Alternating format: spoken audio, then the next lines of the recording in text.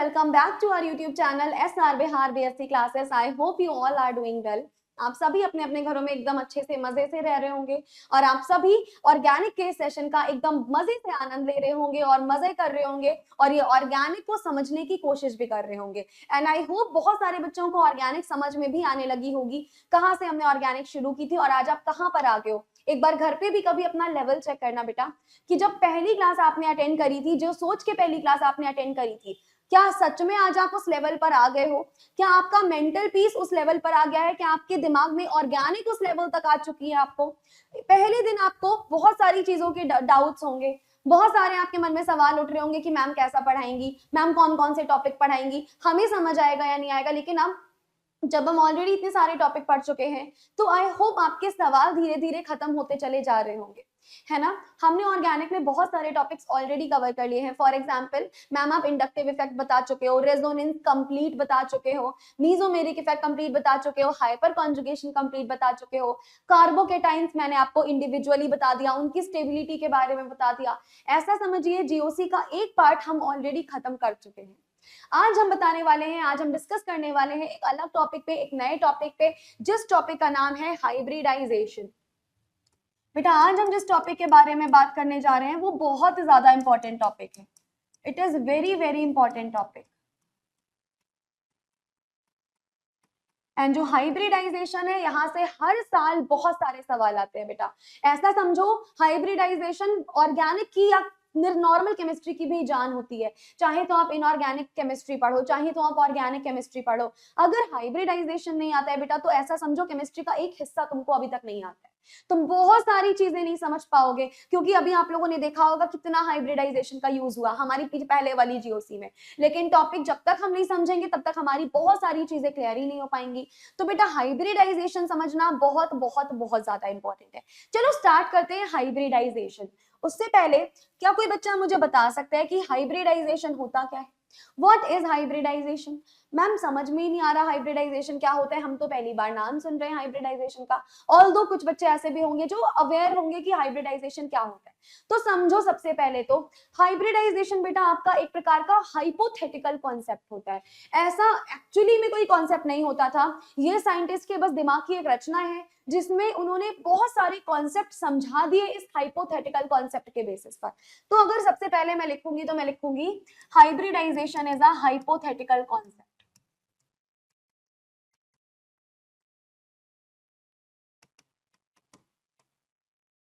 कैसा कॉन्सेप्ट है ये मैम? जो हाइब्रिडाइजेशन है हमारा वो एक प्रकार का हाइपोथेटिकल कॉन्सेप्ट है। रियलिटी में ऐसा कोई कॉन्सेप्ट नहीं होता है, बस ये एक तरीके का हाइपोथेटिकल कॉन्सेप्ट हम लेके चलते हैं। अच्छा तो लेकिन मैम हाइब्रिडाइजेशन मतलब होता क्या है? ऐसा समझिए हमारे पास ऑर्बिटल्स होते हैं डिफरेंट डिफरेंट प्रकार के। मैम कैसे होते हैं थोड़ा सा ये भी बता दीजिए। अब आप लोग मेरे सामने लाइव तो बेटा बैठे नहीं हो ना जिनसे मैं पूछ लूं कि आपको ये आता है या नहीं आता है। मुझे ऐसा मानना पड़ेगा कि आपको नहीं आता है और मुझे वो चीज समझानी पड़ेगी। अगर मैं ऐसा कंसिडर करके चलती हूँ कि आपको आता होगा और मान लो किसी एक बच्चे को भी नहीं आता हुआ तो दैट इज नॉट गुड, ये अच्छा इंपैक्ट नहीं पड़ता है ना। तो मुझे वो टॉपिक भी करवाना पड़ेगा। तो समझो अगर लाइव क्लास होती तो मैं स्किप कर देती, लेकिन अभी की बात समझो। हम देख लेते हैं एक बार ऑर्बिटल्स के बारे में। हम एक बार देख लेते हैं ऑर्बिटल्स के बारे में कि क्या क्या हमारे पास में ऑर्बिटल्स होते हैं। सबसे पहले तो मैम हमारे पास में होता है एक एस ऑर्बिटल, है ना। उसके बाद में मैम उसके बाद में पी ऑर्बिटल, पी ऑर्बिटल के बाद में होता है हमारे पास में डी ऑर्बिटल, और डी ऑर्बिटल के बाद होता है एफ ऑर्बिटल। ये हमारे पास कुछ 4 प्रकार के ऑर्बिटल्स होते हैं। इनकी शेप कैसी होती है मैं ऑल्दो प्रीवियस लेक्चर में बता चुकी हूँ। ऑर्गेनिक में नहीं, जब मैंने इनऑर्गेनिक आपको जब मैंने यूनिट 1 करवाई हुई थी तो यूनिट 1 में मैंने इन सारी चीजों के बारे में बहुत ज्यादा डीप में बताया हुआ है। एक बार फिर से बता देती हूँ, समझ लो। जो हमारे मैम एस ऑर्बिटल होते हैं वो स्फेरिकल शेप के होते हैं। एस ऑर्बिटल कैसे होते हैं मैम? स्फेरिकल शेप के होते हैं। यूनिफॉर्मली चार्ज यहाँ पर डिस्ट्रीब्यूशन होगा। क्या होगा मैम? यूनिफॉर्म चार्ज यहाँ डिस्ट्रीब्यूशन होता है। ठीक है भाई। पी ऑर्बिटल कैसा होता है मैम? पी ऑर्बिटल हमारे पास कुछ इस प्रकार का होता है जिसमें इधर अगर प्लस चार्ज होगा तो यहाँ पर कौन सा चार्ज होगा मैम? यहाँ माइनस चार्ज होगा। What is D orbital ma'am? ये डी ऑर्बिटल जो होता है वो डबल डबल शेप का होता है। कैसे शेप का होगा? डबल डबल शेप का होगा, जिसमें अगर इधर प्लस है तो इधर भी आपका प्लस होगा, इधर माइनस है तो इधर भी आपके पास माइनस होगा। समझ में आया? तो ये होता है डबल डम्बल, ये होता है डम्बल शेप, वो होता है स्फेरिकल शेप। और अगर मैं एफ ऑर्बिटल की बात करूं तो ये काफी ज्यादा कॉम्प्लेक्स होता है स्ट्रक्चर में। समझ में आ गया? ये हमारे पास रहे ऑर्बिटल। अब अगर मैं इन ऑर्बिटल में बात करूं कि सबसे ज्यादा एनर्जी किसकी होती है, तो सबसे ज्यादा एनर्जी आपकी एफ ऑर्बिटल की, फिर डी की, उससे कम पी की, और सबसे कम एनर्जी किसकी होती है? एस ऑर्बिटल की। और सबसे ज्यादा स्टेबिलिटी की अगर मैं बात करूं तो समझना मेरी बात को, स्टेबिलिटी और एनर्जी दोनों एक दूसरे के इनवर्सली प्रोपोर्शनल होते हैं। स्टेबिलिटी और एनर्जी दोनों हमेशा कैसे रहते हैं मैम? स्टेबिलिटी और एनर्जी दोनों एक दूसरे के इनवर्सली प्रोपोर्शनल होते हैं। अगर स्टेबिलिटी ज्यादा होगी, कोई बहुत ज्यादा स्टेबल होगा तो बेटा उसकी एनर्जी बहुत कम होगी, और अगर किसी की एनर्जी बहुत ज्यादा होगी यानी रिएक्टिविटी बहुत ज्यादा होगी तो उसकी स्टेबिलिटी बहुत कम होगी। समझ में आया? तो ये तो हमारे पास डिफरेंट डिफरेंट ऑर्बिटल्स थे। उसके बाद अब अगर यही डिफरेंट डिफरेंट ऑर्बिटल्स की बेटा मिक्सिंग करवा दी गई, मान लो एस ऑर्बिटल को पी के साथ में हमने मिक्स करवा दी, तो इससे क्या बना मैम? इससे बना हाइब्रिड ऑर्बिटल। क्या बना इससे मैम? एटॉमिक ऑर्बिटल की मिक्सिंग से जो नए ऑर्बिटल बनते हैं इनको हम हाइब्रिड ऑर्बिटल कहते हैं। जैसे कि मैम ऐसा समझिए, चलो पहले इस चीज को मैं आपको लिख के बता देती हूँ। Mixing of atomic orbitals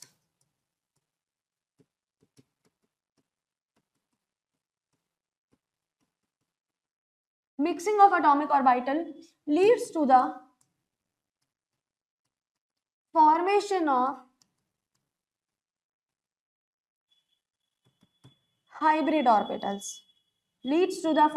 of hybrid orbitals.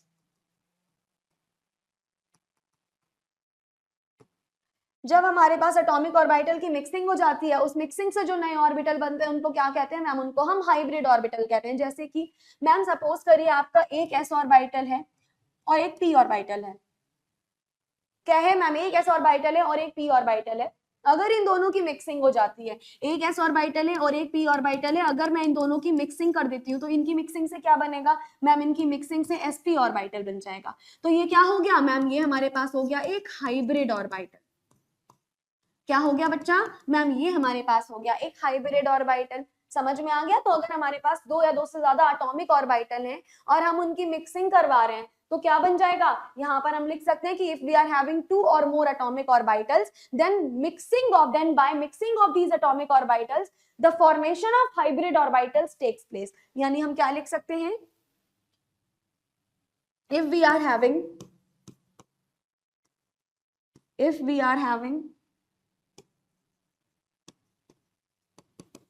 two or more atomic orbitals,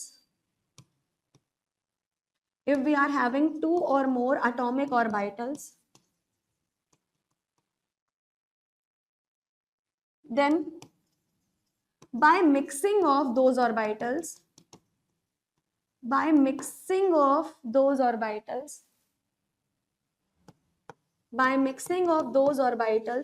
lead to the formation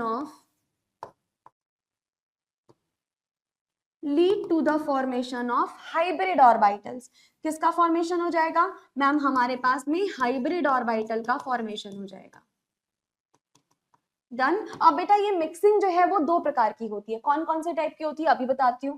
पहले तो ध्यान से समझेंगे कि ये मिक्सिंग कितने टाइप की होती है। यहाँ पर लिखेंगे mixing is of two types. यहाँ पर लिखो mixing is of two types. हमारे पास में दो प्रकार की मिक्सिंग होती है। ठीक है भाई, दो प्रकार की मिक्सिंग होती है। अब कौन कौन सी मिक्सिंग होती है मैम? ये तो हमें बता दीजिए कौन कौन सी मिक्सिंग होती है। सबसे पहले बेटा हमारे पास होती है आइडियल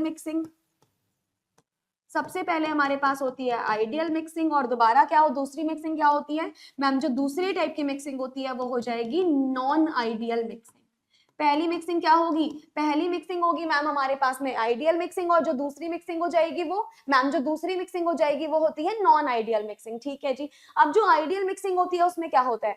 आइडियल का मतलब मैम ऐसा होना चाहिए, लाइक बिल्कुल आइडियल। ऐसे समझो जैसे कि कोई बच्चा अपने घर में एकदम बड़ों की बात मानता है, एकदम मम्मी पापा जैसा बोलते हैं वैसा करता है, पढ़ने में भी बहुत अच्छा है, कोई उसमें गलत आदत नहीं है, मम्मी पापा के अकॉर्डिंग वो एकदम आदर्श बच्चा है ना? तो वही मतलब होता है आइडियल का, कि उसमें कोई गलती ना हो, कोई एरर ना हो, एकदम आइडियल मिक्सिंग हो। जैसे मैम हमने एक काम किया है, हमने काम ये किया है कि हमने एक s ऑर्बिटल ले लिया और एक हमने p ऑर्बिटल ले लिया, है ना।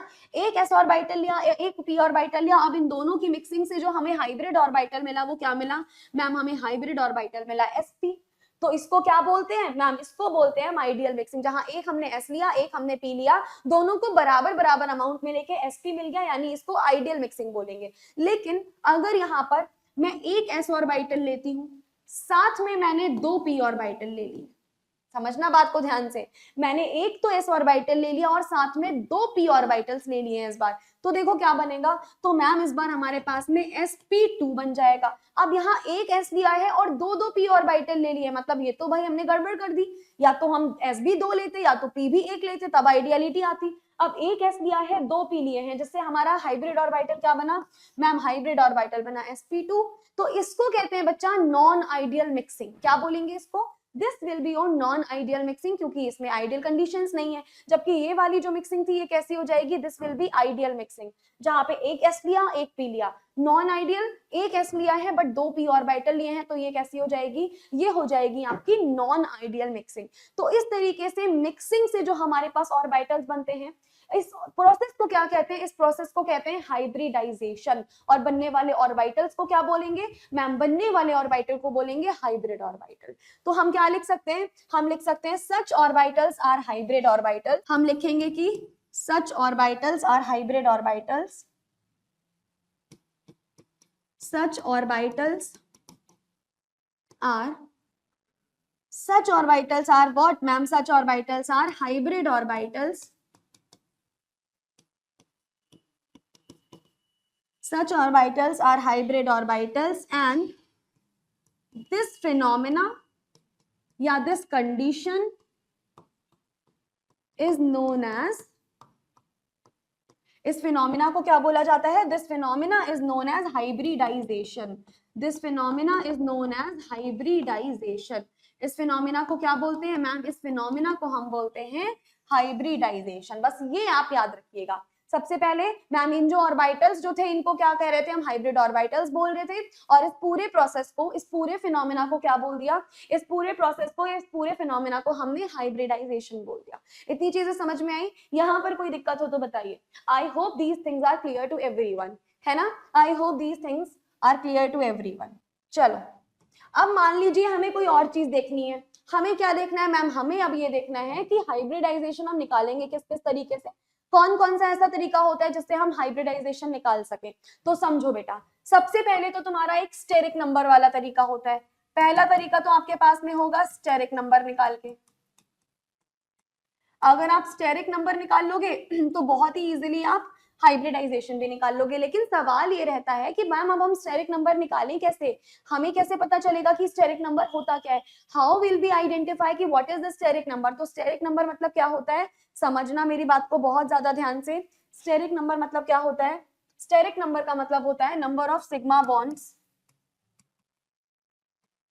Number of sigma bond plus lone pair.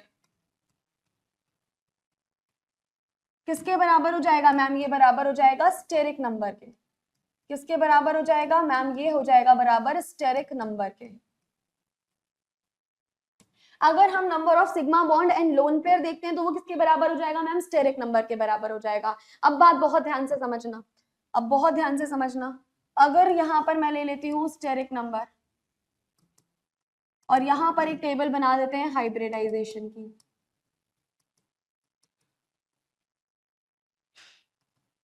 है ना। अब देखो बहुत ध्यान से कि यहाँ पर क्या होने वाला है। अगर हमने स्टेरिक नंबर हमारे पास 2 आया है, अच्छा बात बहुत ध्यान से समझ लेना, स्टेरिक नंबर 2 से कम आएगा तो हम नहीं लेंगे उसको। स्टेरिक नंबर मिनिमम 2 आना ही आना चाहिए। अगर 0 से 1 के बीच में स्टेरिक नंबर आ रहा है तो वो हाइब्रिडाइजेशन में कभी काउंट नहीं किया जाता। हाइब्रिडाइजेशन में काउंट करने के लिए स्टेरिक नंबर की मिनिमम वैल्यू 2 ही होनी चाहिए। अगर 2 से कम वैल्यू है हम उसको हाइब्रिडाइजेशन में बिल्कुल काउंट नहीं करेंगे। ठीक है भाई, इतनी चीजें समझ आई। अगर स्टेरिक नंबर 2 है तो हाइब्रिडाइजेशन कितना होगा मैम, स्टेरिक नंबर 2 पे हाइब्रिडाइजेशन होगा sp। स्टेरिक नंबर अगर 3 होगा तो हाइब्रिडाइजेशन कितना होगा मैम, sp2 होगा। स्टेरिक नंबर 4 पे मैम sp3 होगा। स्टेरिक नंबर 5 पे हाइब्रिडाइजेशन हो जाने वाला है sp3d। स्टेरिक नंबर 6 पे हाइब्रिडाइजेशन क्या हो जाएगा, sp3d2 और स्टेरिक नंबर अगर 7 आ रहा है तब हाइब्रिडाइजेशन क्या हो जाएगा, तब हाइब्रिडाइजेशन हो जाएगा sp3d3। ये रहे हमारे स्टेरिक नंबर और ये रहे उनके हाइब्रिडाइजेशन। ध्यान से समझो बात, अगर स्टेरिक नंबर था 2 हाइब्रिडाइजेशन आया sp, अगर स्टेरिक नंबर था 3 हाइब्रिडाइजेशन sp2, स्टेरिक नंबर 4 पे हाइब्रिडाइजेशन sp3, 5 पे sp3d, 6 पे sp3d2 और 7 पे आया sp3d3। डन। हाँ जी, तो हम कहाँ पे थे, हमने देखा था कि मैम अगर स्टेरिक नंबर हमारे पास 2 आ जाता है, अगर हमारे पास स्टेरिक नंबर 2 आ जाता है तो बताइए हाइब्रिडाइजेशन क्या होगा मैम, s और p हो जाएगा। यानी कि ये किस किस से मिलकर बना है मैम, एक तो s ऑर्बिटल आपका और एक p ऑर्बिटल से मिलकर बना हुआ है। सिमिलरली मैम अगर आपका स्टेरिक नंबर आ जाता है 3 तो उसका हाइब्रिडाइजेशन कितना होगा मैम, वो होगा sp2। किस किस से मिलकर बना है बताओ भाई, ये मैम ये एक s और 2 p ऑर्बिटल से मिलकर बना हुआ है। उसके अलावा मैम अगर आप 4 ले रहे हो तो ये एक s और 3 p ऑर्बिटल से मिलकर बना है, ये वाला एक s 3 p और d ऑर्बिटल से मिलकर बना है, एंड सो ऑन। ये सारे के सारे हमारे हाइब्रिडाइजेशन बने हैं। ये बहुत ज्यादा इंपॉर्टेंट मेथड है। उसके अलावा हमारे पास एक मेथड और आता है दैट इज फॉर्मूला बेस्ड। एक मेथड और आता है जो कि फॉर्मूला बेस्ड होता है। यहाँ पर फॉर्मूला बेस्ड मेथड में आप क्या कर सकते हो, फॉर्मूला बेस्ड मेथड में आप फॉर्मूला निकाल सकते हो स्टेरिक नंबर को कैलकुलेट करने का। तो स्टेरिक नंबर कैलकुलेट करने का फॉर्मूला देखो क्या होता है। देखो भाई, स्टेरिक नंबर कैलकुलेट करने का फॉर्मूला क्या होता है, समझो ध्यान से। इसका फॉर्मूला होता है 1/2 v plus m minus C plus A. क्या फॉर्मूला होगा मैम, स्टेरिक नंबर का फॉर्मूला होता है हमारे पास में 1/2 v plus m minus C plus A. लेकिन मैम यहाँ पर कौन क्या है, हमें तो कुछ भी समझ में नहीं आ रहा है। आ जाओ समझते हैं। तो v का मतलब क्या है, v का मतलब है बेटा वैलेंस शेल इलेक्ट्रॉन। v का मतलब होता है वैलेंस शेल इलेक्ट्रॉन, या इसी को बाहरी कोश के इलेक्ट्रॉन भी बोला जाता है। वैलेंस शेल इलेक्ट्रॉन बोल दो या फिर बाहरी कोश के इलेक्ट्रॉन भी बोल सकते हो, या तो आउटर मोस्ट शेल इलेक्ट्रॉन भी बोल सकते हो। यानी कोई कॉन्फ़िगरेशन है, उस कॉन्फ़िगरेशन में सबसे आउटर मोस्ट शेल में कितने इलेक्ट्रॉन्स हैं, इसको हम बोलते हैं वैलेंस शेल इलेक्ट्रॉन। उसके अलावा m का मतलब क्या होता है, m का मतलब होता है number of monovalent atoms. Number of monovalent atoms, number of monovalent atoms. अच्छा, मोनोवेलेंट एटम्स मतलब क्या मैम, मोनोवेलेंट एटम का मतलब होता है जिनकी वैलेंसी सिर्फ एक होती है। अगर किसी एटम की वैलेंसी सिर्फ एक है तो उसको हम क्या बोलेंगे मैम, उसको हम मोनोवेलेंट एटम बोलेंगे। जैसे मोनोवेलेंट एटम के एग्जांपल मैम हाइड्रोजन हो सकता है, कोई भी मैम हैलोजन हो सकता है। ये सारे हमारे पास क्या हो गए मैम, हाइड्रोजन और हैलोजन बेसिकली हमारे पास में मोनोवेलेंट एटम के एग्जांपल हो गए। हाइड्रोजन की भी वैलेंसी एक होती है और हमारी हैलोजन की भी वैलेंसी एक होती है, तो ये दोनों मोनोवेलेंट एटम। यानी अगर किसी कंपाउंड में या तो हाइड्रोजन एटम दिया है तो उसकी वैलेंसी कितनी होगी मैम, एक हो जाएगी। अगर कोई हैलोजन एटम दिया है तो उसकी भी वैलेंसी मैम एक हो जाएगी। तो ये मोनोवेलेंट एटम्स हो गए। अच्छा, सी मतलब क्या होता है, सी का मतलब होता है नंबर ऑफ कैटायन, यानी मॉलिक्यूल में कितने कैटायन प्रेजेंट हैं। तो सी का क्या मतलब होगा मैम, सी का मतलब होता है नंबर ऑफ कैटायंस। ओके जी, ए का क्या मतलब होगा मैम, ए का मतलब होता है नंबर ऑफ एनायंस, यानी कितने नंबर ऑफ एनायंस हमारे पास प्रेजेंट है, कितने एनायंस यहाँ पर प्रेजेंट है, कितने नेगेटिव चार्ज प्रेजेंट है। कैटायन मतलब क्या, कैटायन का सिंपली मतलब होता है हमारे पास पॉजिटिव चार्ज, कितने पॉजिटिव चार्ज प्रेजेंट है। और एनायन का क्या मतलब होता है, एनायन का सिंपली मतलब होता है कि कितने हमारे पास में नेगेटिव चार्ज प्रेजेंट है, राइट। तो ये हमारे पास में पूरा हो गया स्टेरिक नंबर का फॉर्मूला। अच्छा मैम, आप एक बार वैलेंस शेल के बारे में थोड़ा सा बता दीजिए, क्योंकि यहाँ दिक्कत हो रही है हमें। तो देखो बेटा, सबसे पहले हमारे पास आता है बोरॉन फैमिली, उसके बाद carbon family, nitrogen family, oxygen family. फिर भाई मैम बोरॉन फैमिली कौन से ग्रुप से बिलोंग करते हैं बेटा, ये ग्रुप 13 से बिलोंग करता है, ये ग्रुप 14 से, मैं यहाँ पे लिख भी देती हूँ कौन से ग्रुप से बिलोंग करता है। और ये सब आपको देखने को कहाँ मिलेगा, पीरियोडिक टेबल में। जब आप पीरियोडिक टेबल खोल के देखोगे तो आपको पता चलेगा कि जो आपका बोरॉन है वो ग्रुप 13 से बिलोंग कर रहा है, कार्बन ग्रुप 14 से बिलोंग कर रहा है, नाइट्रोजन कहाँ से बिलोंग कर रहा है, ग्रुप 15 से, ऑक्सीजन कहाँ से बिलोंग कर रहा है मैम, ग्रुप 16 से बिलोंग कर रहा है। सिमिलरली आपके हैलोजेंस हो गए, कहाँ से बिलोंग करते हैं मैम, ग्रुप 17 से बिलोंग करते हैं। लास्ट में हमारे पास आती है noble gases, noble gases group 18 से बिलोंग करती हैं। अच्छा, नोबल गैसेस को और क्या बोलते हैं मैम, नोबल गैसेस को हम इनर्ट गैसेस भी बोल सकते हैं या नॉन रिएक्टिव गैसेस भी बोल सकते हैं। क्यों भाई, क्योंकि मैम इनका ऑक्टेट कंप्लीट होता है, ये ना तो किसी के साथ, ना तो किसी को इलेक्ट्रॉन देते हैं, ना तो किसी से इलेक्ट्रॉन लेते हैं, कोई भी इलेक्ट्रॉन्स की शेयरिंग यहाँ पर नहीं होती। तो बेसिकली इनर्ट गैसेस या नोबल गैसेस भी हो जाती है। तो समझो ध्यान से, जो ग्रुप नंबर होगा बेटा हमारे पास, ग्रुप नंबर क्या है 13, यानी इसके वैलेंस शेल इलेक्ट्रॉन कितने होने वाले हैं, ध्यान से समझिएगा। इसके वैलेंस शेल इलेक्ट्रॉन ध्यान से समझेंगे।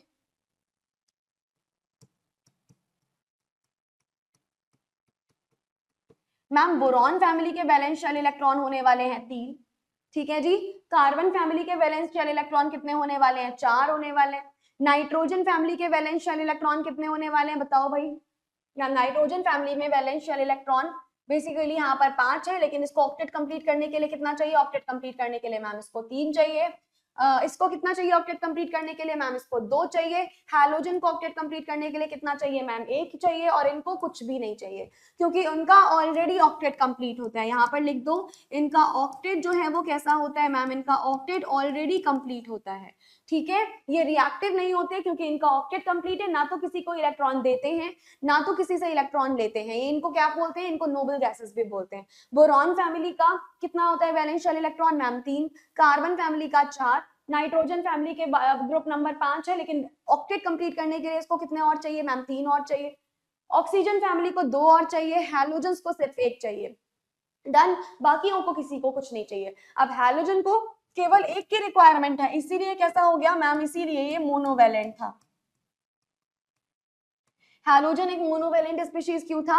हैलोजन एक मोनोवैलेंट स्पीशीज इसलिए था क्योंकि इसको केवल 1 इलेक्ट्रॉन चाहिए अपना ऑक्टेट कंप्लीट करने के लिए। सिमिलरली हाइड्रोजन को भी अपना ऑक्टेट कंप्लीट करने के लिए केवल 1 इलेक्ट्रॉन चाहिए। दैट इज व्हाई हाइड्रोजन भी कैसा था मैम? मोनोवैलेंट हमारे पास आया था। समझ में आई ये बात? दैट इज व्हाई हमारे पास ये हाइड्रोजन एंड हैलोजन मोनोवैलेंट होते हैं। तो स्टेरिक नंबर या तो तुम इस फॉर्मूले से निकाल सकते हो, डायरेक्टली फॉर्मूला पुट कर दो, या तो स्टेरिक नंबर निकालने के लिए तुम ये स्ट्रक्चर यूज कर सकते हो। ऐसे कैसे निकालोगे? By using structure. यहां पर लिख दो बाय यूजिंग स्ट्रक्चर। अगर तुम्हें किसी कंपाउंड का स्ट्रक्चर पता है तो तुम इसके थ्रू बेसिकली निकाल सकते हो hybridisation, lone pair and sigma bond के थ्रू। अगर नहीं पता है तो कैसे निकालोगे मैम? अगर नहीं पता है तो हमें फिर वही फॉर्मूले वाला तरीका अपनाना पड़ेगा। फॉर्मूले वाला तरीका अपनाएंगे, स्टेरिक नंबर निकल जाएगा। समझ में आई ये वाली बात? ओके ये बेटा आपके लिए बहुत इंपॉर्टेंट अनाउंसमेंट होने वाली है। जितने भी हमारे पास बिहार राज्य के बच्चे हैं बेटा, आप सभी बच्चों के लिए एसआर बीएससी क्लासेस ने, एसआर बिहार बीएससी क्लासेस ने एक नया बैच स्टार्ट करा है, दैट इज आरंभ बैच। आरंभ बैच ऑलरेडी स्टार्ट हो चुका है। आप बिल्कुल देर मत करिए। अगर आपको chemistry as a major subject चाहिए, आपने केमिस्ट्री अगर एज अ मेजर सब्जेक्ट लिया हुआ है और अगर आपको मेरा पढ़ाया हुआ समझ आता है तो मेरा ये कोर्स आप ज्वाइन कर सकते हैं। इसमें आपको रिकॉर्डेड लेक्चर्स अवेलेबल होंगे पूरी के पूरे फर्स्ट एंड सेकेंड सेमेस्टर की हर एक यूनिट्स के। तो जो भी बच्चा अभी फर्स्ट सेमेस्टर का और सेकेंड सेमेस्टर का मुझे देख रहा है, बेटा आप दोनों के लिए ये कोर्स बहुत ही बढ़िया तरीके से वैलिड है। यहाँ हम हर एक यूनिट कवर करवाएंगे। यूनिट्स को सिर्फ कवर ही नहीं करवाना है, डिटेल्ड में आपको समझाना है। जैसे कि आप देख रहे हो ऑर्गेनिक में कैसे हर एक डिटेल में समझा रही हूँ। अभी पढ़ लोगे चीजें बहुत अच्छे से समझ में आएंगी। एक एक ऐसा समझो जो आपने कभी नहीं पढ़ा होगा या जो आपका मिस हो गया होगा, वो यहाँ पर आने के बाद सब कुछ समझ में आ जाने वाला है। ऊपर से यहाँ पर कॉम्प्लीमेंट्री गिफ्ट्स भी मिल रहे हैं आपको। क्या कॉम्प्लीमेंट्री गिफ्ट्स? अगर आपने माइनर सब्जेक्ट में बॉटनी, जूलॉजी या फिजिक्स में से कुछ भी लिया हुआ है तो आपको उसका कंप्लीट कोर्स मिल जाएगा। आपको बॉटनी, जूलॉजी, केमिस्ट्री, फिजिक्स जो भी आपने लिया है एज अ माइनर सब्जेक्ट, आपको कंप्लीट स्ट्रक्चर प्रोवाइड किया जाएगा, कंप्लीट सिलेबस प्रोवाइड किया जाएगा, हर एक यूनिट यहाँ पर प्रोवाइड करवा दी जाएगी। वैसे इसका प्राइस जो है वो है 2999, लेकिन अभी क्योंकि ऑफर प्राइस पे चल रहा है तो ऑफर प्राइस पे आपको ये मिल जाएगा सिर्फ 999 में। लेकिन ये कुछ ही टाइम के लिए वैलिड है, तो अभी ये वैलिड है तो इसका फायदा उठा लीजिए, अदरवाइज क्या फायदा ये महंगा मिले। तो जल्दी से जल्दी अपने दोस्तों को भी बताइए और आप भी इस कोर्स को परचेज कर सकते हैं। आपको फ्री में कॉम्प्लीमेंट्री ये माइनर कोर्स तो मिल ही रहा है, साथ में मेरा मेजर कोर्स भी मिल रहा है, जहां पर मैं हर एक चीज, हर एक टॉपिक दूंगी, आपको डिस्कस करूंगी, पर्सनल मेंटोरशिप भी मिलेगी। चाहे आप मेजर केमिस्ट्री का लो, जूलॉजी बॉटनी का लो या फिर फिजिक्स का लो, जिस भी फैकल्टी का लोगे वो फैकल्टी आपको एक पर्सनल मेंटोरशिप भी देगी। हर बच्चे के साथ पर्सनल डिस्कशन भी होगा। अगर आप चाहोगे तो हम जूम मीटिंग भी कर सकते हैं। तो ये सारी चीजें आपको उस कोर्स में मिलने वाली है। बिना देर करे हुए जल्दी से इस कोर्स को परचेज कर सकते हैं। उसके अलावा अगर आपको थोड़ी बहुत दिक्कतें हैं, थोड़े बहुत डाउट्स आ रहे हैं जो कि आपको क्लियर करने हैं, तो आप हमारी हेल्पलाइन नंबर पर कॉल कर सकते हैं, दैट इज 7268073598। इस नंबर पे कॉल कर दीजिएगा। हमारी टीम आपके सारे डाउट्स को तुरंत रिजॉल्व करने की कोशिश करेगी। ऑन द स्पॉट आपकी क्वेरी रिजॉल्व हो जाएगी। कोई भी डाउट होता है तो इस नंबर पे कॉल करके आप फर्दर डिटेल्स एंड इंफॉर्मेशन ले सकते हैं। चलिए हम आगे बढ़ते हैं अपने स्टेरिक नंबर के ही और चीजों पे। तो हाइब्रिडाइजेशन में हमने क्या देखा मैम, हाइब्रिडाइजेशन में आपने बताया कि हमें देखना पड़ेगा स्टेरिक नंबर, है ना जी। अब एक मैं टेबल बना के दिखा देती हूँ आपको, ये टेबल आपके लिए बहुत ज्यादा यूजफुल रहने वाली है, बस ये टेबल को करके जाना, आपके मार्क्स अच्छे आएंगे। देखो जैसे सबसे पहले हमारे पास टेबल में, लेट मी सी, टेबल में सबसे पहले हाइब्रिडाइजेशन का टाइप आएगा।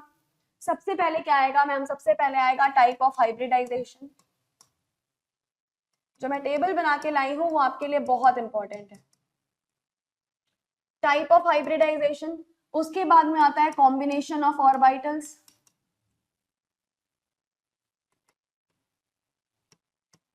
दैट मीन्स हम कौन से ऑर्बिटल्स के साथ में बेसिकली कंबाइन कर रहे हैं, कौन कौन से ऑर्बिटल यहाँ पर कंबाइन हो रहे हैं। देन आता है बॉन्ड एंगल्स,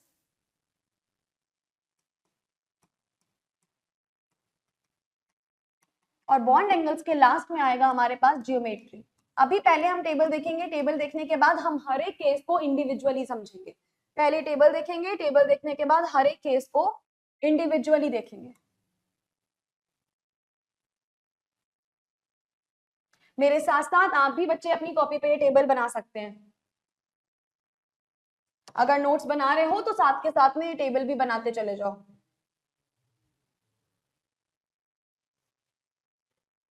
ठीक है जी, तो हमने बेसिकली क्या लिया, हमने बेसिकली एक टेबल में सबसे पहले तो हमने लिखा है टाइप ऑफ हाइब्रिडाइजेशन। अब टेबल भरवाना आप लोगों का काम है, ये मेरा काम नहीं है। सबसे पहले क्या दिया हुआ है मैम, सबसे पहले हमें दिया है टाइप ऑफ हाइब्रिडाइजेशन। तो कितने कितने टाइप के हाइब्रिडाइजेशन होते हैं मैम, बहुत सारे होते हैं। जैसे कि मैम जैसे sp हाइब्रिडाइजेशन हो गया, sp2 हाइब्रिडाइजेशन हो गया, sp3 हाइब्रिडाइजेशन हो गया, sp3d हाइब्रिडाइजेशन हो गया। और बताओ भाई कौन कौन से टाइप के हाइब्रिडाइजेशन हमारे पास होते हैं मैम। उसके बाद में हमारे पास sp3d2 भी हो सकता है, या फिर एक और पहले लिख लेती हूँ मैं, sp3 के अलावा dsp2 भी होता है। dsp2 के बाद लिखते हैं sp3d, sp3d के बाद क्या हो सकता है मैम, sp3d2 भी हो सकता है। तो ये हमने क्या लिखे मैम, ये आपने हमें टाइप ऑफ हाइब्रिडाइजेशन लिख के दिखा दिए कि ये हमारे पास में हाइब्रिडाइजेशन है। ठीक है भाई, ओके। अब हम बात कर लेते हैं कॉम्बिनेशन ऑफ ऑर्बिटल के बारे में, यानी ऑर्बिटल्स यहाँ पर कौन कौन से रहेंगे मैम। देखो यहाँ एक तो s ऑर्बिटल है और एक p ऑर्बिटल है, दैट मींस हमने एक s ऑर्बिटल ले लिया और एक p ले लिया। मान लो हमने pz ले लिया। अच्छा z क्यों लिया, क्योंकि बेटा यहाँ जब भी हम लोग एक कोई ऑर्बिटल, देखो तीन एक्सेस होती हैं x y z, जब सिंगल की बात हो रही होगी तो हम उसको मानते हैं सिंगल वाला, जब इंटर न्यूक्लियर एक्सेस में बेसिकली जो होता है, और हमेशा pz को हम इंटर न्यूक्लियर एक्सेस मानेंगे, z axis internuclear axis होगी। तो कभी भी अगर सिंगल p की बात हो तो हमेशा आप pz लेना, कभी भी दो p की बात हो तो px और py लेना। px और py का ऐसा समझो एक ग्रुप होता है, pz का एक अलग ग्रुप होता है। तो सिंगल वाला जब आएगा तो pz लोगे, जैसे यहाँ दो p आ रहे हैं तो क्या करोगे आप, एक तो s ऑर्बिटल ले लो और साथ में एक px भी होगा और हमारे पास में py भी होगा। तो ये हो गया sp2। उसके बाद में अगर sp3 की बात करोगे तो तीनों p के ऑर्बिटल अब यहाँ आएंगे, जैसे एक s आ गया एंड उसके बाद में आपका px आ गया, py आ गया, pz आ गया, तीनों हमारे पास p आ गए। अब यहाँ पर ध्यान से देखो, यहाँ पहले d है बाद में दो sp2 है।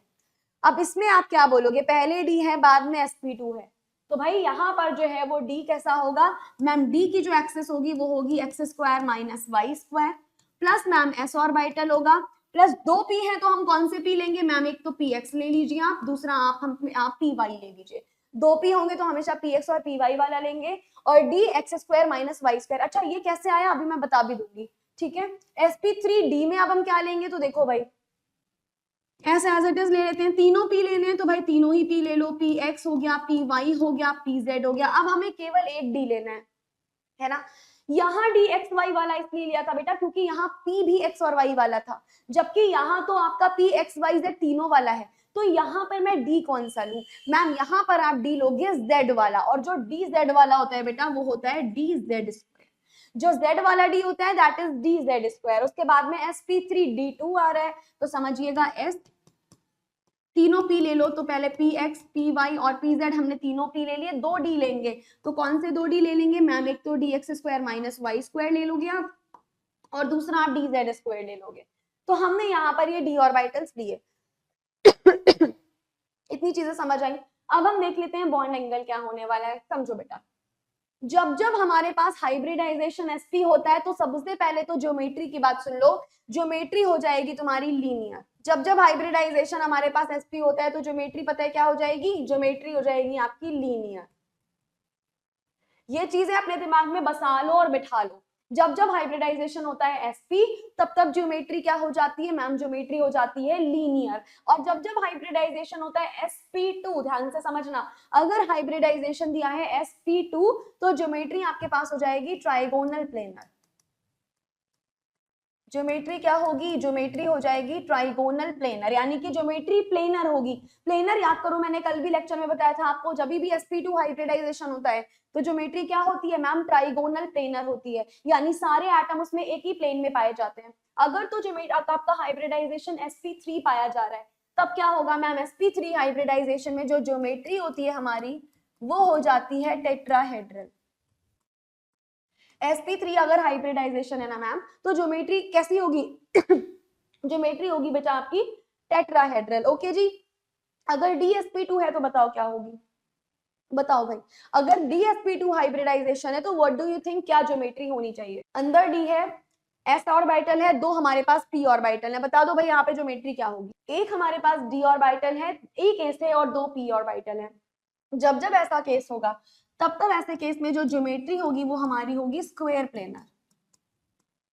तब तब ऐसे केस में ज्योमेट्री क्या होने वाली है मैम, जब जब dsp2 पाया जाएगा तब तब हमारे पास हमारी ज्योमेट्री हो जाएगी स्क्वायर प्लेनर। ठीक है भाई, बहुत बढ़िया। अगर हमारे पास sp3d हाइब्रिडाइजेशन है, 3p है, एक s है और एक d है, यानी स्टेरिक नंबर 5 का केस है ये। इस केस में ज्योमेट्री कैसी हो जाती है, इस केस में हो जाती है trigonal bi pyramidal.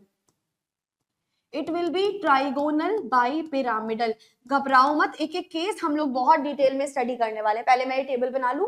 Trigonal bi pyramidal को शॉर्ट फॉर्म में हम टीबीपीबी लिख लेते हैं। ट्राइगोनल बाई पिरामिडल को शॉर्ट फॉर्म में हम टीबीपीबी लिख लेते हैं, ठीक है जी। उसके बाद अगर हमारे पास sp3d2 है, sp3d2 के केस में जो ज्योमेट्री होती है वो होती है ऑक्टाहेड्रल। और ये बहुत सारी इंपॉर्टेंट चीजें बता रही हूँ बेटा मैं, बहुत ज्यादा इंपॉर्टेंट। ऐसा समझो अगर तुम ये सब कर लोगे ना पेपर इसके बाहर आएगा ही नहीं। जितना भी मैं करवा दूंगी पेपर इसके बाहर आने के चांसेस ही नहीं है, मैं इतना श्योरिटी के साथ तुम्हें बता रही हूँ। उसके अलावा बेटा जो ज्योमेट्री हमारी लीनियर है, ये इसका बॉन्ड एंगल कितना होगा मैम, ये जो ज्योमेट्री आपने लीनियर बनाई है ना इसका बॉन्ड एंगल होता है 180 डिग्री। जब भी हमारे पास लीनियर ज्योमेट्री आती है उसका बॉन्ड एंगल क्या हो जाएगा, 180 डिग्री। ठीक है भाई, समझ गए। अगर ज्योमेट्री हमारे पास आती है ट्राइगोनल प्लेनर तो बताओ भाई ट्राइगोनल प्लेनर का क्या सीन होगा मैम, ट्राइगोनल प्लेनर का जो बॉन्ड एंगल होता है वो होता है 120 डिग्री। ठीक है भाई, ट्राइगोनल प्लेनर का बॉन्ड एंगल हो जाएगा 120 डिग्री। ओके। टेट्राहेड्रल का क्या सीन होता है बेटा, टेट्राहेड्रल का जो एग्जैक्ट बॉन्ड एंगल होगा वो होता है 109 डिग्री 28 मिनट। 109 डिग्री 28 मिनट, या तो ये लिख लो या तो होता है 109.5 डिग्री। दो टर्म्स दे सकते हैं आपको, या तो डिग्री और मिनट दोनों में देगा या तो डिग्री में देगा। तो सिर्फ डिग्री में अगर देता है तो 109.5 डिग्री होता है, और अगर मिनट भी इंक्लूड करेगा तो 109 डिग्री 28 मिनट ये हमारे पास रहता है। और ये चीज बहुत ज्यादा इंपॉर्टेंट है, दे सकता है एग्जाम में, और अगर ये दे दिया और आपने ये नहीं पढ़ा है तो कंफ्यूजन हो सकती है। दोनों एकदम सही है। अगर स्क्वायर प्लेनर दे रखा है यानी dsp2, बता दो भाई dsp2 में ज्योमेट्री हमारे पास बॉन्ड एंगल कितना होता है। जब जब बातें dsp2 की आएंगी तो आपका बॉन्ड एंगल हो जाएगा बेटा 90 डिग्री। जब जब बातें dsp2 की आएंगी तो बॉन्ड एंगल कितना हो जाएगा मैम, 90 डिग्री। एंड अगर हम ट्राइगोनल बाई पिरामिडल की बात कर रहे हैं तो बेटा यहाँ पर 90 डिग्री का भी बॉन्ड एंगल मिलता है और 120 डिग्री का भी बॉन्ड एंगल मिलता है। ध्यान से समझिएगा, टीबीपी में हमेशा से 90 का भी बॉन्ड एंगल मिलेगा, 120 का भी बॉन्ड एंगल मिलता है, दोनों बॉन्ड एंगल अवेलेबल होते हैं। लास्ट वाले में बता दो ऑक्टाहेड्रल में, ऑक्टाहेड्रल में मैम हमारे पास में 90 डिग्री का बॉन्ड एंगल अवेलेबल। मैं जितना भी लिख लूं इंपॉर्टेंट उतना कम है, ये उतनी ज्यादा इंपॉर्टेंट टेबल है। जितना मैं इसको इंपॉर्टेंट लिखूंगी उतना कम हो जाएगा। ये टेबल इतनी ज्यादा इंपॉर्टेंट है ना, इतनी ज्यादा इंपॉर्टेंट है, मैं बता नहीं सकती यहाँ से डायरेक्ट कितने क्वेश्चन तुम्हारे एग्जाम में आ जाएंगे। ठीक है भाई, ये टेबल आपकी बहुत ही ज्यादा इंपॉर्टेंट है, जिसमें हमने टाइप ऑफ हाइब्रिडाइजेशन देखा, कॉम्बिनेशन देखा, बॉन्ड एंगल सबके देखे, सबकी ज्योमेट्री देखी। ऐसा समझो तुम्हारे लिए शॉर्ट नोट्स का भी काम करेगी। और अगर ये टेबल एग्जाम में बनाकर आते हो तो मार्क्स तुम्हारे एकदम बढ़ जाएंगे, बहुत ज्यादा मार्क्स आ जाएंगे। क्योंकि देखो एग्जामिनर को क्या चाहिए होता है, एग्जामिनर को चाहिए होता है हमारे सब्जेक्टिव पेपर में कि प्रेजेंटेशन कितनी बढ़िया है। हमें ध्यान रखना है हमारी प्रेजेंटेशन पे, आपको कितना भी आता है लेकिन अगर आप गंदी राइटिंग में वहां पे लिख रहे हो, छोटा छोटा कुछ भी लिख के चले आ रहे हो, तो नंबर वहां पे कटेंगे, बहुत बेकार नंबर मिलेंगे। तो सब्जेक्टिव पेपर देने का बेटा ट्रेंड याद रखना, जब मैंने मेरे बीएससी के एग्जाम दिए थे तो मैंने भी यही सेम चीज की थी।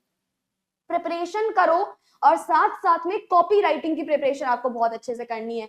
कॉपी यानी प्रेजेंटेशन एग्जाम में इतना बढ़िया तरीके से करना कि तुम्हारी कॉपी देखते ही एग्जामिनर खुश हो जाए। बीच में दोनों हम बेसिकली लाइन या चाहो तो एक लाइन खींच देना, चाहो तो दोनों तरफ लाइन खींचना, प्रॉपर हेडिंग डाल के प्रॉपरली लिखना है। अगर वो तुमसे एक चीज पूछे तो तुम उसके बारे में जितना आता है तुम वो सब लिखो, तुम उसको दिखाओ कि तुमको इतनी इतनी चीजें आ रही हैं। कहीं डायग्राम नेसेसरी है तो बनाओ, कहीं टेबल नेसेसरी है तो बना के दिखाओ, लेकिन उसको हर एक चीज बना के देनी है तुमको। ऑर्गेनिक में जितनी रिएक्शंस आती हैं सारी रिएक्शंस लिख के आओ उस चीज के बारे में, है ना। तो ये सारी चीजें आप, ये सारी ट्रिक्स होंगी जो हम बेसिकली मैं आगे भी आपको बताऊंगी। सबसे ज्यादा जरूरी रोल प्ले करता है हमारे बीएससी में हमारी प्रेजेंटेशन, जो कि सबसे बेस्ट होनी चाहिए, है ना। तो आगे जब आपके एग्जाम्स आएंगे तो मैं आपको गाइड करती रहूंगी इस चीज पे।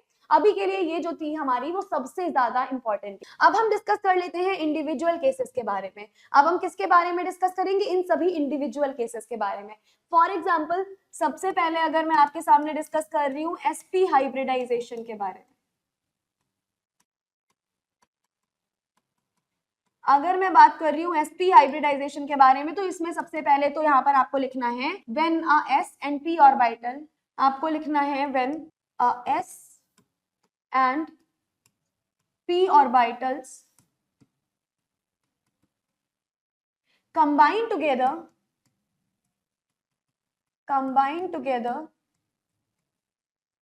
they form a hybrid orbital। मैं तो आपको नोट्स भी प्रॉपरली प्रिपेयर करवा रही हूँ बेटा, एक एक नोट्स में आपको प्रॉपरली प्रिपेयर करवा रही हूँ। इन्हीं सब चीजों को आप अपनी लैंग्वेज में लिख कर आना, एकदम अच्छे से प्रेजेंट करके आना। आप समझ लो कि आप टॉपर हो जाओगे आपके बीएससी के, ठीक है। आपके कॉलेज के टॉपर होने से आपको कोई नहीं रोक सकता, समझिए। व्हेन अ एस और पी ऑर्बिटल कंबाइंस टुगेदर, तो वो क्या बनाते हैं, they form a hybrid orbital. क्या बनाते हैं, they form a hybrid orbital, जिसको हम क्या बोलते हैं मैम, जिसको हम एसपी हाइब्रिड ऑर्बिटल बोलते हैं। यानी एक एस मिलेगा और एक पी मिलेगा, जिससे वो हमें क्या बना देंगे मैम, एसपी हाइब्रिड ऑर्बिटल बना देंगे। लेकिन मैम इसका आप एग्जाम्पल दोगे तो हमें चीजें और बेटर तरीके से समझ आएंगी। चलो इसका एग्जाम्पल देते हैं। एग्जाम्पल हमारे पास है बेटा BeH2, यानी बेरिलियम के साथ साथ 2 हाइड्रोजन के मॉलिक्यूल्स आ गए। अच्छा, ज्योमेट्री का मतलब क्या होता है बेटा, ज्योमेट्री का मतलब होता है अरेंजमेंट ऑफ एटम। अगर मैं यहाँ पर कहीं पे आपको लिख के दिखा दूं, यहीं पर हेडिंग डाल देते हैं ज्योमेट्री, यहीं पर हम हेडिंग डाल देते हैं ज्योमेट्री, और इसी ज्योमेट्री का बेटा मतलब होता है अरेंजमेंट ऑफ एटम्स। ज्योमेट्री का ही क्या मतलब होता है मैम, ज्योमेट्री का ही मतलब होता है अरेंजमेंट ऑफ एटम्स, यानी हमारे एटम्स किस तरीके से हम अरेंज करेंगे। ऐसा समझो जैसे कि आपके घर में मेहमान आ रहे हैं और आपको उन मेहमानों के लिए एक कमरा अरेंज करना है कि ये उनका बेड होगा, ये उनकी टॉवल होगी, मतलब सिटिंग अरेंजमेंट करते हैं ना, वैसे याद। दूसरा एग्जाम्पल ले लो, जैसे कि आप एग्जाम देने जाते हो तो आपका roll number wise seating arrangement होती है कि आप इस क्लास में बैठोगे, ये आपकी सीट होगी, सीट के ऊपर आपकी स्लिप लगी होती है आपके रोल नंबर की। तो प्रॉपर अरेंजमेंट करते हैं ना कॉलेज वाले कि हम कैसे बैठने वाले हैं, हमारी अरेंजमेंट क्या होने वाली है। सिमिलरली बेटा ज्योमेट्री का मतलब होता है अरेंजमेंट ऑफ एटम्स, यानी हमारे पास इतने एटम्स हैं, हम इतने एटम को अपने पास बुला रहे हैं, तो हम उनकी क्या अरेंजमेंट कर रहे हैं, हम उनको बिठाने की क्या अरेंजमेंट कर रहे हैं, उसी अरेंजमेंट को बोला जाता है ज्योमेट्री। उसी अरेंजमेंट को हम ज्योमेट्री बोलते हैं। जैसे कि यहाँ पर बेरिलियम एक सेंट्रल मेटल एटम था, इसने 2 हाइड्रोजन को अपने पास बुलाया, तो इसने क्या अरेंजमेंट दी उनको मैम, उनके लिए इसने अरेंजमेंट ये करी कि खुद तो सेंट्रल मेटल एटम है, एक इस साइड एटम को रख दिया, एक इस साइड एटम को रख दिया। तो ये क्या करी मैम, ये बेरिलियम ने अरेंजमेंट कर दी इन एटम्स के लिए। समझ में आया। इस अरेंजमेंट को क्या बोलते हैं मैम, यहाँ सेंट्रल मेटल एटम है, मैं सेंट्रल मेटल एटम हूं, मैं एक ऐसे हाथ पे किसी को बिठा दूं, एक ऐसे हाथ पे किसी को बिठा दूं, तो ये क्या हो जाता है मैम, इस ज्योमेट्री को बोला जाता है लीनियर। ये ज्योमेट्री कैसी हो जाएगी मैम, ये ज्योमेट्री हो जाएगी लीनियर। याद रखना, जब जब एसपी हाइब्रिडाइजेशन आएगा आपकी ज्योमेट्री क्या होगी मैम, ज्योमेट्री हो जाएगी लीनियर, है ना। उसका बॉन्ड एंगल की अगर हम बात करें तो ये रहा हमारे पास बॉन्ड एंगल, कितना बॉन्ड एंगल हो गया? सीधी सी बात है मैम, इसका बॉन्ड एंगल हो जाएगा 180 डिग्री।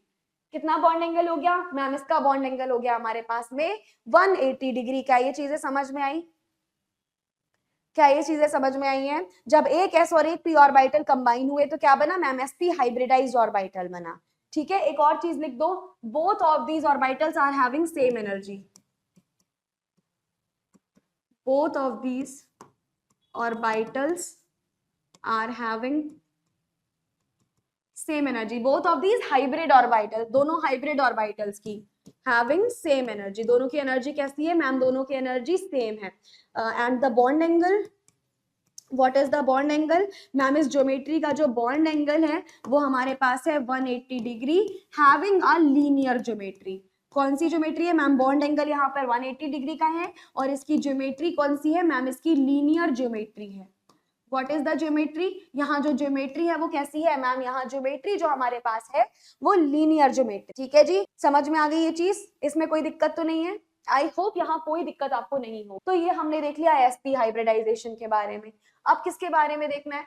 अब मैम आप देख लीजिए sp2 हाइब्रिडाइजेशन के बारे में।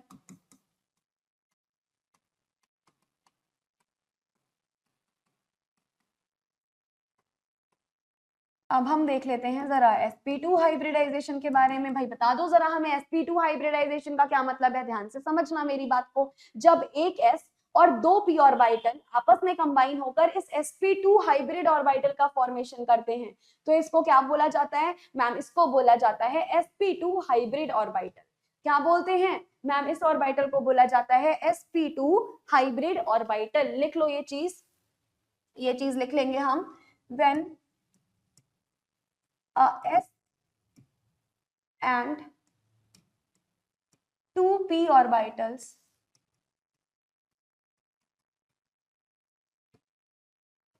combine to make a hybrid orbital,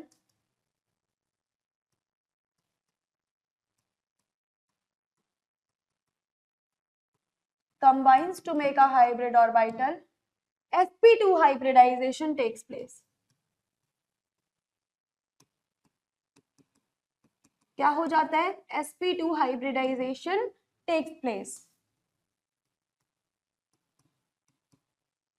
क्या हो गया ma'am? sp2 hybridization takes place and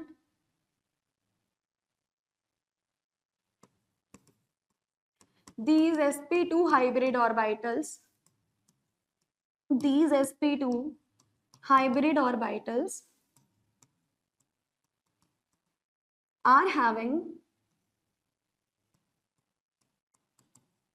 these sp2 hybrid orbitals are having almost same energy। क्या होता है इनके पास में मैम? इनके पास में ना ऑलमोस्ट सेम एनर्जी पाई जाती है।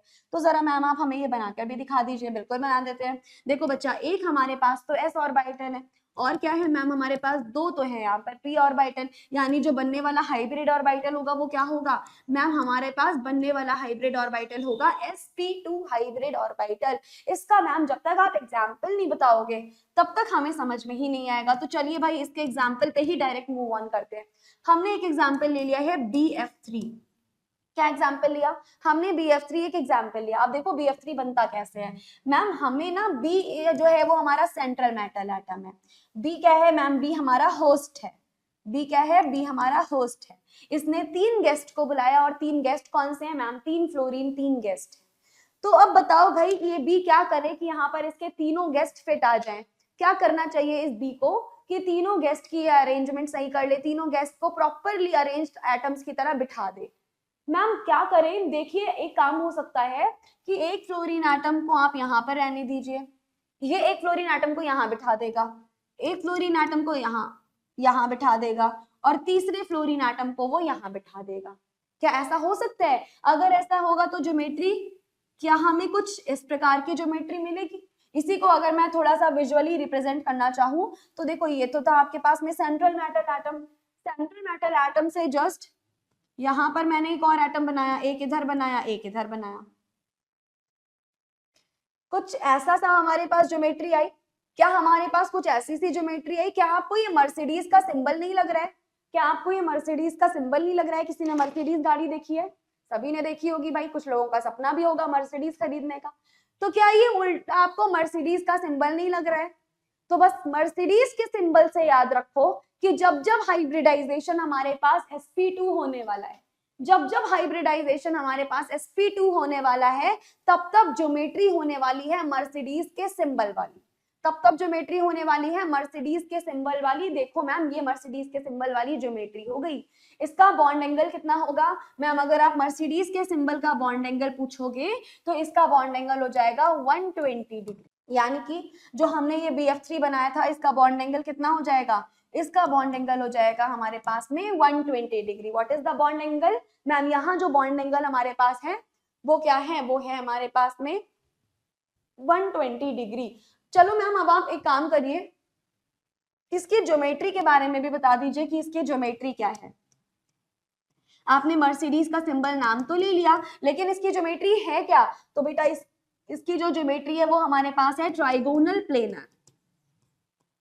क्या ज्योमेट्री आ गई मैम? यहाँ जो ज्योमेट्री हमारे पास है that is nothing but trigonal planar. यानी इस ज्योमेट्री को क्या बोला जाता है मैम? इसको बोला जाता है ट्राइगोनल प्लेनर। सारे एटम कैसे हैं मैम? सारे एटम एक प्लेन में है। जैसे मेरे हाथ में अगर कोई चाकू से काटे तो पूरा कट जाएगा। सिमिलरली BF3 में सारे एटम कैसे हैं मैम? सारे एटम यहाँ एक प्लेन में आ रहे हैं। डन। तो यहाँ पर कैसा हो जाएगा ये एटम? क्योंकि यहाँ पर सारे एटम एक प्लेन में हैं, विच सिंपली मींस ये प्लेनर हो गया। इसी प्लेनैरिटी की वजह से इसकी ज्योमेट्री का क्या नाम होता है मैम? Trigonal planar. इसका बॉन्ड एंगल कितना है? लिख लो, इट्स बॉन्ड एंगल या द बॉन्ड एंगल, या फिर लिख सकते हैं हम the bond angle of trigonal planar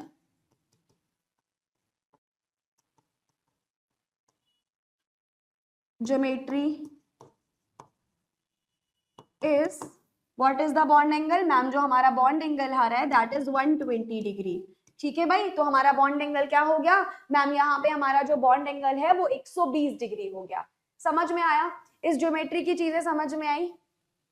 क्या क्या हमारे पास हुआ है मैम? देखिए, एक S और 2P मिले, बॉन्ड एंगल था 120 डिग्री का, और ज्योमेट्री क्या हो गई मैम? ज्योमेट्री हो गई trigonal planar.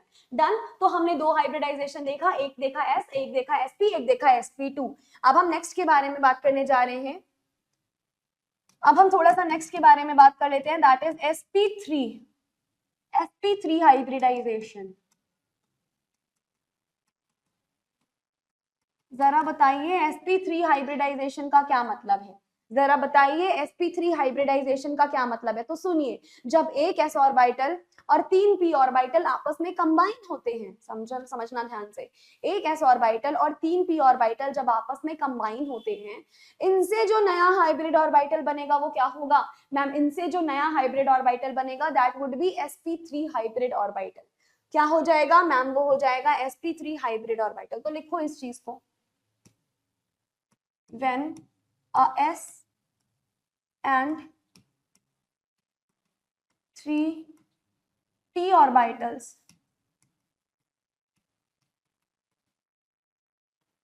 combine together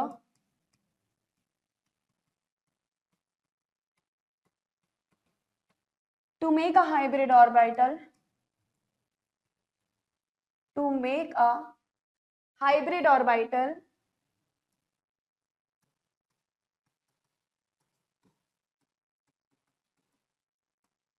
is called sp3 hybridization। क्या बोलते हैं मैम? इसको बोलते हैं sp3 हाइब्रिडाइजेशन। ठीक है, समझ गई?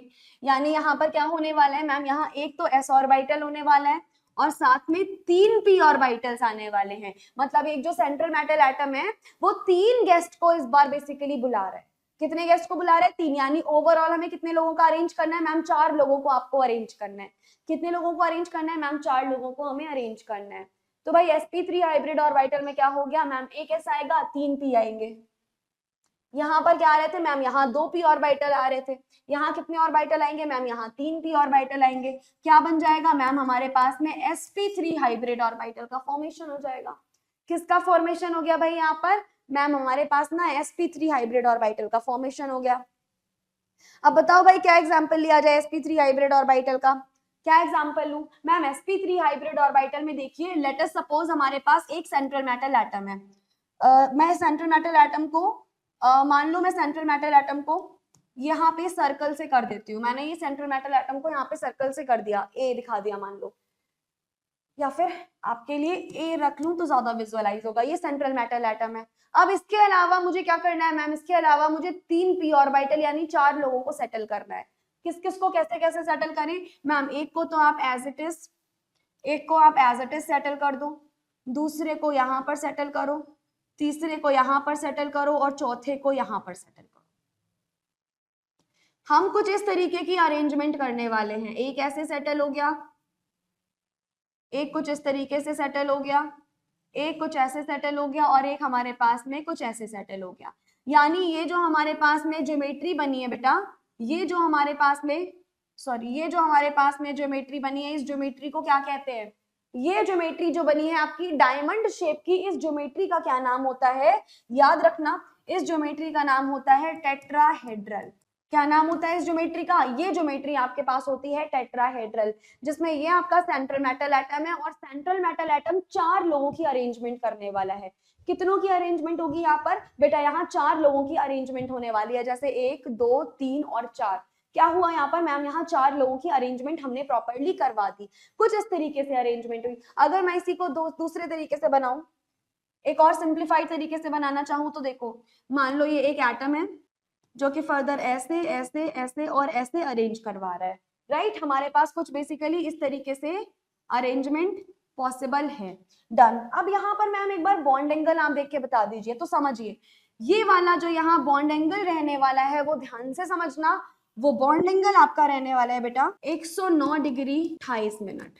क्या रहने वाला है मैम? बॉन्ड एंगल रहने वाला है 109 डिग्री 28 मिनट। या इसके अलावा मैम, इसके अलावा आप बोल सकते हो कि आपका बॉन्ड एंगल 109.5 डिग्री है। तो भाई बॉन्ड एंगल कितना रहा मैम? बॉन्ड एंगल यहाँ पे होगा 109 डिग्री 28 मिनट या फिर आप कह दो 109.5 डिग्री। और इसकी ज्योमेट्री क्या हो चुकी है मैम? सीधी सी बात है, ये ज्योमेट्री है इसकी टेट्राहेड्रल। ज्योमेट्री क्या है इसकी मैम? इसकी ज्योमेट्री हो गई है टेट्राहेड्रल, जिसमें 109 डिग्री 28 मिनट या फिर 109.5 डिग्री यहाँ पर हमारे पास में बॉन्ड एंगल है। क्या हो गया ये मैम? ये टेट्राहेड्रल हो गया।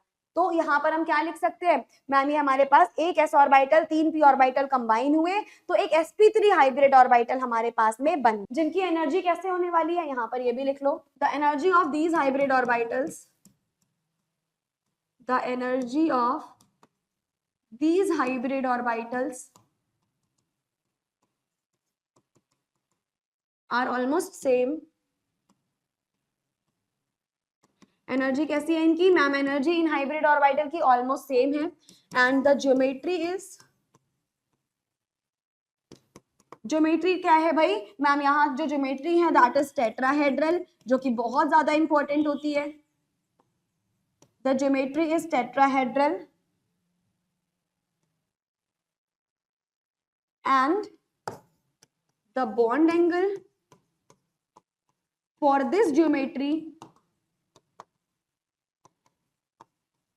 And the bond angle for this geometry is, क्या है भाई बॉन्ड एंगल मैम? यहाँ जो हमारे पास बॉन्ड एंगल है वो है 109 डिग्री 28 मिनट या फिर हम कह सकते हैं कि 109.5 डिग्री। डन। तो ये जितनी भी मैंने आपको चीजें बताई हैं बेटा, ये सारी की सारी बहुत ज्यादा इंपॉर्टेंट है। All these things are very very much important to all of you, है ना भाई? ये सारी चीजें हमारे लिए बहुत ज्यादा इंपॉर्टेंट है। अब हम क्या करते हैं, अब हम कुछ कुछ कंपाउंड्स लेते हैं, उन कुछ कुछ कंपाउंड्स के शेप के बारे में देखने की कोशिश करते हैं कि उन कंपाउंड्स की शेप कैसी रहने वाली है। तो अब हम अगली हेडिंग क्या डालेंगे? हाँ, तो अब हम अगली हेडिंग क्या डालेंगे? अब हम अगली हेडिंग डालेंगे शेप ऑफ मॉलिक्यूलर ऑर्बिटल्स। क्या डालने वाले हैं? Shape and structures of certain molecules. हमारी अगली हेडिंग होने वाली है shapes and structures of certain molecule.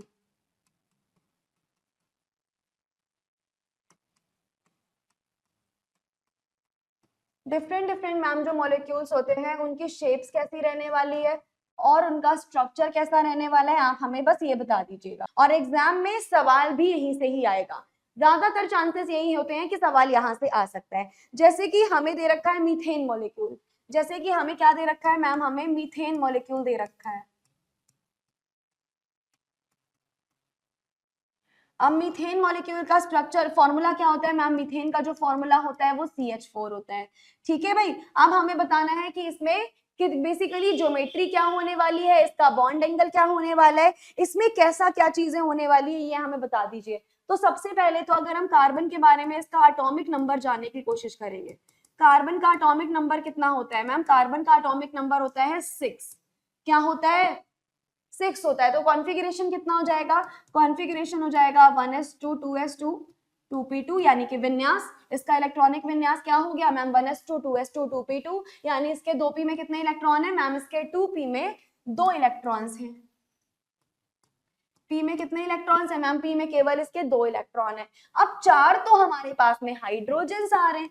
अब अगर हाइड्रोजन की बात करोगे तो भाई एटॉमिक नंबर 1 होता है, यहाँ पर आ गया 1s1। और तुम मेरी बात बहुत ध्यान से समझ लो, कौन सी बात? ये कि कार्बन जो है वो हमारे पास क्या रहता है? टेट्रावेलेंट।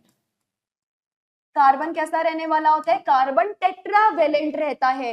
टेट्रावेलेंट रहने का मतलब है कि इसमें केवल और केवल आपका कार्बन 4 बॉन्ड्स बना सकता है, इससे ज्यादा नहीं बना सकता। समझना मेरी बात ध्यान से, कार्बन सिर्फ 4 बॉन्ड्स बना सकता है, इससे ज्यादा नहीं बना सकता। लिख लो, carbon can only make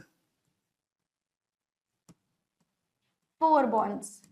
carbon कितने बॉन्ड्स बना सकता है मैम? कार्बन केवल 4 बॉन्ड बना सकता है। ठीक है भाई, कार्बन कितने बॉन्ड बनाएगा मैम? 4 बॉन्ड बना सकता है। तो लिखो जरा भाई कार्बन को, ये हमने लिख लिया मैम कार्बन को। अब इसके देखिए मैम 2p में तो 2 इलेक्ट्रॉन भरे और 2s में भी 2 इलेक्ट्रॉन भरे, यानी आपका 4 इलेक्ट्रॉन जो है वो कुछ इस तरीके से हम ड्रॉ कर देते हैं। क्या कर दिया हमने यहाँ पर मैम? कुछ इस तरीके से हमने 4 इलेक्ट्रॉन को जो है वो ड्रॉ कर दिया। अब हाइड्रोजन्स यहाँ पर कैसे सेटल होने वाले हैं ये आप लोग बताएंगे। हाइड्रोजन्स यहाँ पर कैसे सेटल होने वाले हैं ये आप लोग बताएंगे। मैम अगर हम हाइड्रोजन की बात करते हैं, अगर हम हाइड्रोजन की बात करते हैं तो हमें हाइड्रोजन को सेटल करना पड़ेगा। उससे पहले हम मैम इसका हाइब्रिडाइजेशन निकाल लेते हैं कि हाइब्रिडाइजेशन क्या होगा। तो देखिए भाई, अब हाइब्रिडाइजेशन में दोनों तरीकों से निकालना बता देती हूँ। हमें CH4 का हाइब्रिडाइजेशन निकालना है। सबसे पहले मैं फॉर्मूला रख के निकाल देती हूँ।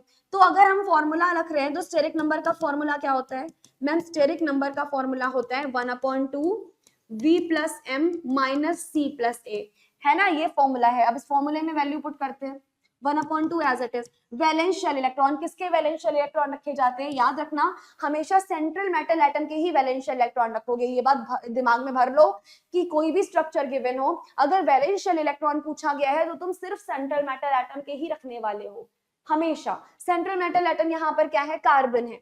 तो भाई कार्बन के कितने वैलेंस शेल इलेक्ट्रॉन होते हैं बता दो भाई? मैंने थोड़ी देर पहले बताया था कि कार्बन की फैमिली में वैलेंस शेल इलेक्ट्रॉन कितने होने वाले हैं मैम? कार्बन की फैमिली में वैलेंस शेल इलेक्ट्रॉन होते हैं 4। तो हमारे पास वैलेंस शेल इलेक्ट्रॉन कितने आ जाएंगे मैम? हमारे पास वैलेंस शेल इलेक्ट्रॉन आ जाएंगे 4 प्लस मोनोवेलेंट एटम कितने हैं यहाँ पर? मोनोवेलेंट का मतलब जिसकी वैलेंसी सिर्फ एक होती है। क्या बताए थे? हाइड्रोजन या फिर हैलोजन। यहाँ देखिए मैम 4 मोनोवेलेंट एटम आपको दिख रहे हैं, यानी हम क्या लिखेंगे? 4। क्या कोई कैटायन नजर आ रहा है मैम? कोई कैटायन नजर नहीं आ रहा हमें। क्या कोई एनाइन नजर आ रहा है मैम? कोई एनाइन नजर नहीं आ रहा क्योंकि ये न्यूट्रल मॉलिक्यूल है।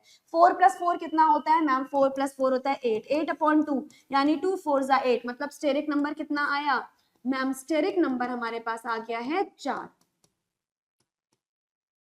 ये तो मैंने स्टेरिक नंबर निकाल लिया फॉर्मूला वाले मेथड से। अब मैं तुम्हें स्टेरिक नंबर निकाल के दिखाती हूँ स्ट्रक्चर वाले मेथड से।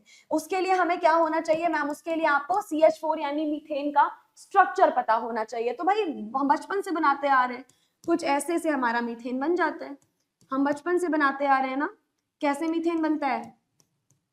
ऐसे करके हमारा मीथेन बन जाता है। ये अरे भाई क्या है इस बोर्ड को, ऐसे करके हमारा मीथेन जो है वो बन जाता है। राइट, हमें स्टेरिक नंबर में क्या कैलकुलेट करना होता है, ये चीज मैं लिख देती हूँ दोबारा से। हमें स्टेरिक नंबर में क्या देखना पड़ता है? स्टेरिक नंबर में हमें देखना होता है number of sigma bond plus number of lone pair. Number of sigma bond plus number of lone pair. ठीक है भाई, पाई बॉन्ड से कोई मतलब नहीं होता, दोबारा सुन लो। सिर्फ सिग्मा बॉन्ड देखना है और हमें लोन पेयर देखना है। कभी भी ऐसा मत सोचना कि पाई बॉन्ड क्यों नहीं लिया, क्योंकि स्टेरिक नंबर में हम पाई बॉन्ड्स नहीं लेते। ठीक है, क्या यहाँ पर पूरे कार्बन पे कोई लोन पेयर दिख रहा है? क्या कोई भी लोन पेयर है इस पूरे मॉलिक्यूल में? मैम कोई लोन पेयर नहीं है, तो हम लोन पेयर देखेंगे ही नहीं। हम क्या देखेंगे? हम सिर्फ सिग्मा बॉन्ड देखेंगे। तो मैम आप देखिए, ये 1 sigma bond, 2 sigma bond, 3 sigma bond, 4 sigma bond. यहाँ क्या है मैम? यहाँ 4 सिग्मा बॉन्ड है, यानी स्टेरिक नंबर कितना हो गया मैम? स्टेरिक नंबर हो गया 4। अब ध्यान से देखो, स्ट्रक्चर वाले मेथड से स्टेरिक नंबर 4 आया, फॉर्मूले वाले मेथड से स्टेरिक नंबर 4 आया। इस तरीके से तुम अपने आंसर को क्रॉस वेरीफाई भी कर सकते हो। एक मेथड से निकाला, दूसरे मेथड से भी सेम आया, यानी तुमने बिल्कुल सही निकाला है। और जरा मुझे बताना, स्टेरिक नंबर 4 पे हमारा हाइब्रिडाइजेशन कितना होता है? स्टेरिक नंबर अगर हमारे पास 4 है, कहाँ लिखा है मैंने? यहाँ लिखा है। अगर हमारे पास बेटा स्टेरिक नंबर 4 है, तो स्टेरिक नंबर 4 पे हाइब्रिडाइजेशन कितना होने वाला है? मैम स्टेरिक नंबर 4 पे हाइब्रिडाइजेशन होता है sp3। तो यहाँ पर स्टेरिक नंबर 4 जो था, उसकी वजह से इसका हाइब्रिडाइजेशन कितना होने वाला है? इसका हाइब्रिडाइजेशन होने वाला है मैम sp3। कितना हाइब्रिडाइजेशन होने वाला है मैम? इसका हाइब्रिडाइजेशन होने वाला है sp3, यानी मीथेन का हाइब्रिडाइजेशन कितना हो गया मैम? जो मीथेन है आपका, उसका हाइब्रिडाइजेशन हो गया sp3। ठीक है भाई, मीथेन का हाइब्रिडाइजेशन हो गया sp3। तो आप जरा मुझे मीथेन बना के भी दिखा दो। sp3 की ज्योमेट्री कैसी होती है मैम? sp3 की ज्योमेट्री होती है टेट्राहेड्रल। तो टेट्राहेड्रल ज्योमेट्री वाला sp3 कैसे बनेगा मैम? एक इधर हाइड्रोजन बना दीजिए, एक इधर हाइड्रोजन, इधर हाइड्रोजन और एक इधर हाइड्रोजन। ये क्या बन गया हमारे पास मैम? ये टेट्राहेड्रल ज्योमेट्री वाला मॉलिक्यूल बनके रेडी हो। ज्योमेट्री क्या हो गई इसकी मैम? इसकी ज्योमेट्री हो गई है टेट्राहेड्रल। और जब जब टेट्राहेड्रल ज्योमेट्री आएगी, उसका बॉन्ड एंगल क्या होगा? 109 डिग्री 28 मिनट। ठीक है भाई, ये हमारे पास बॉन्ड एंगल रहेगा। क्या रहेगा? ये हमारे पास में रहने वाला है बॉन्ड एंगल। तो समझ में आया कैसे मॉलिक्यूल का डिटर्मिनेशन करेंगे? हमें कोई भी मॉलिक्यूल दे रखा होगा, हम कुछ इस तरीके से उसको निकालेंगे कि कैसा हाइब्रिडाइजेशन आएगा, और अगर हाइब्रिडाइजेशन ये है तो इसकी ज्योमेट्री क्या रहने वाली है, बॉन्ड एंगल क्या रहने वाली है, शेप क्या रहने वाली है, सारी चीजें हम ऐसे डिस्कस करेंगे। तो ये होता है हमारे पास में हाइब्रिडाइजेशन। Got it? क्या होता है ये मैम? ये हमारे पास में हो गया हाइब्रिडाइजेशन। तो आज के लेक्चर में हमने क्या क्या कवर किया मैम? अभी आपने रिसेंट लेक्चर में हमें हाइब्रिडाइजेशन शुरू करवाया था। हाइब्रिडाइजेशन में सबसे पहले हमने देखा कि क्या होता है हाइब्रिडाइजेशन, आपने हमें डेफिनेशन बताई। हमने बिल्कुल बेसिक से स्टार्ट किया था, कैसी मिक्सिंग्स होती हैं। उसके बाद हमने सबसे इंपॉर्टेंट चीज पढ़ी, हाइब्रिडाइजेशन को निकालते कैसे हैं। 2 तरह से निकालते हैं, या तो मैम स्टेरिक नंबर स्ट्रक्चर के थ्रू कैलकुलेट कर लो, तो ये। उसके अलावा मैम फॉर्मूला बेस्ड तरीका, आप फॉर्मूला लिखो, फॉर्मूला लिखने के बाद डायरेक्टली निकाल लो। उसके बाद में हमने ये टेबल बनाई, और ये टेबल इतनी ज्यादा इंपॉर्टेंट है, इतनी ज्यादा इंपॉर्टेंट है जितना तुम्हारा आने वाला एग्जाम और ये चैप्टर। इस चैप्टर में इस टेबल से डायरेक्टली सवाल बनेगा।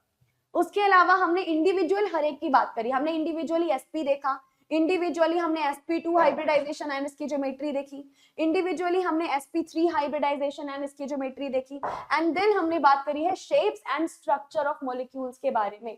कौन से मॉलिक्यूल का क्या शेप रहने वाला है, क्या स्ट्रक्चर रहने वाला है, एंड देन लास्ट में हमने एक सवाल भी किया जिसमें हमने मीथेन कराया था। और यहाँ एक्स्ट्रा चीजें मैंने आपको ऑर्बिटल्स के बारे में, उनकी एनर्जी एंड स्टेबिलिटी के बारे में बताई है।